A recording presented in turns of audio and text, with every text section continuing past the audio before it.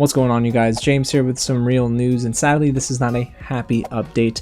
Queen Elizabeth II has died at 96. I know this is sad news that's been affecting so many people, especially all of my friends over in the UK, but this report we're going to read from today is from Variety's KJ Yasmin, so we'll break all that down right about now. But again, let me know down below in the comments maybe your fondest memory of Queen Elizabeth II. You know, it'll be just interesting to hear all the stories now that come out about things that maybe she's done that haven't been publicized before. So, you know, let's go ahead and dive into it now. According to Variety's article, and I quote, "Britain's Queen Elizabeth II has died, ending a historic 70-year reign. She was 96 years old. The Queen died at Balmoral, her beloved palace in the Scottish Highlands, which was purchased by her great-great-grandfather Prince Albert for Queen Victoria in 1852. She was surrounded by her children and grandchildren. Prince Charles, her eldest son, succeeds her." And of course, the Queen ascended to the throne in 1952, so she's been around for a hot minute, guys, or she was around for a while. In 2015, it says here in the article, she also became the longest reigning British sovereign of all time, surpassing the previous record set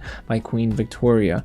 So her life, of course, it's historic. There's so much history, right? But she also had an impact in Hollywood and films, TV, and adaptations that were basically pieces based on her own life. So some rooted in fiction and some in nonfiction, of course, but there were certain series and movies that really kind of centered and highlighted Queen Elizabeth and her family, one of them being, of course, Netflix's original series The Crown, which, according to Variety again, follows the Queen from the 1940s to modern times and examines her relationship with the various prime ministers who led Her Majesty's government.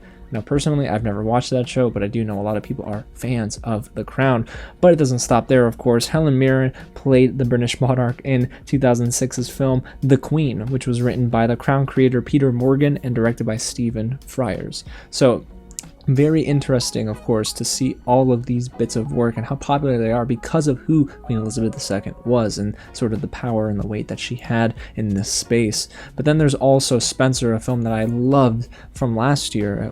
Is it last year? Gosh, time is kind of a blur, but yeah, Spencer was a great film. Of course, I believe the monarch was depicted and played by Stella Gonnet.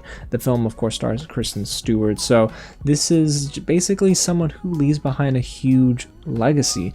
And also, I found it interesting that she did like one-off appearances every now and then with Paddington. Yes, Paddington and Daniel Craig at the Olympics, which I totally forgot about. So it is really cool just to see, of course, everyone come together and share these stories that I didn't know about previously, but she will be missed by so many.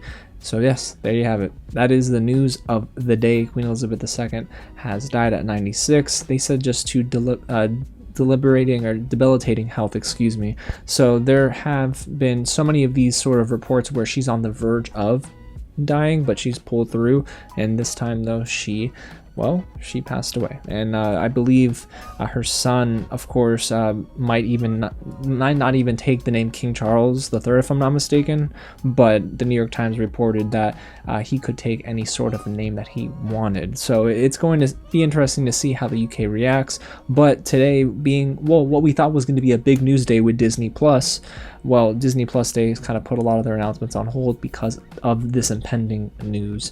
So again, guys, there you have it. That's the real news of the day. Let me know down below in the comments what you guys think of this news, and I'll catch you at the next screening.